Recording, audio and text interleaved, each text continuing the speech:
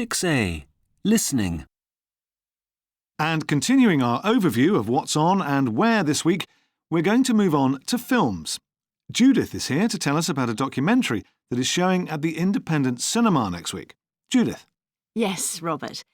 The documentary is called Alive Inside, and it was made by Michael Rosalto Bennett, an alternative filmmaker from the United States.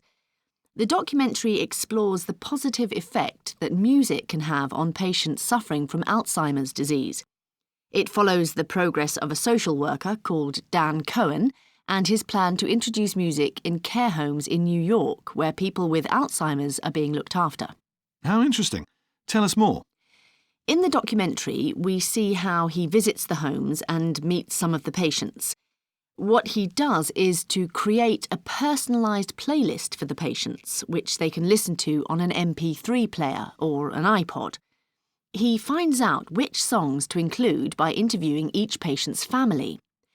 By creating the playlist, he hopes that the patients will be able to travel back to the time when they heard the songs, and perhaps it will even help them remember important events in their past.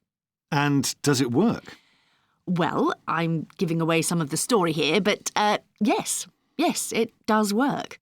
Cohen's biggest success story is a man called Henry. Perhaps you've seen the clip about Henry on YouTube? No, I haven't. What is it? Oh, OK. Well, Henry is special because of the astonishing transformation that happens to him when he listens to his playlist for the first time. When we first see him, he is sitting in his chair with his head down, and he's barely capable of answering questions, except with a monosyllabic yes or no. But when he's given his headphones, he turns into a completely different person. His eyes open wide, his face lights up, and he starts moving to the music.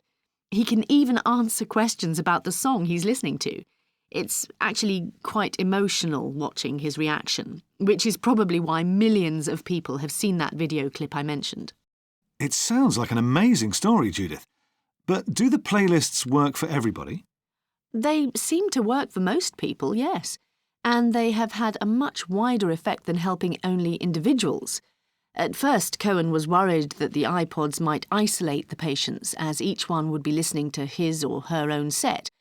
But, in fact, the playlists are encouraging them to socialise. The staff in all 4 of the homes he worked with in New York reported that the music was helping the residents to talk to each other more.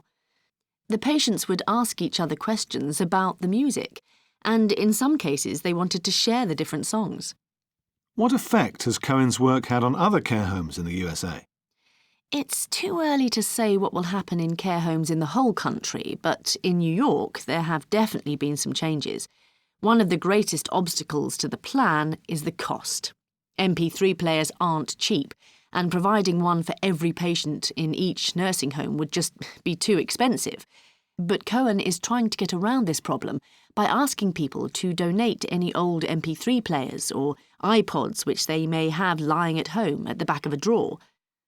Well, this sounds like a really worthwhile project, Judith.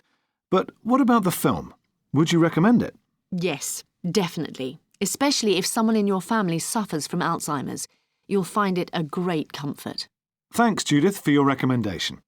And just to remind you of the name of that documentary, it's Alive Inside, and it's showing in the Independent Cinema from Monday to Saturday next week.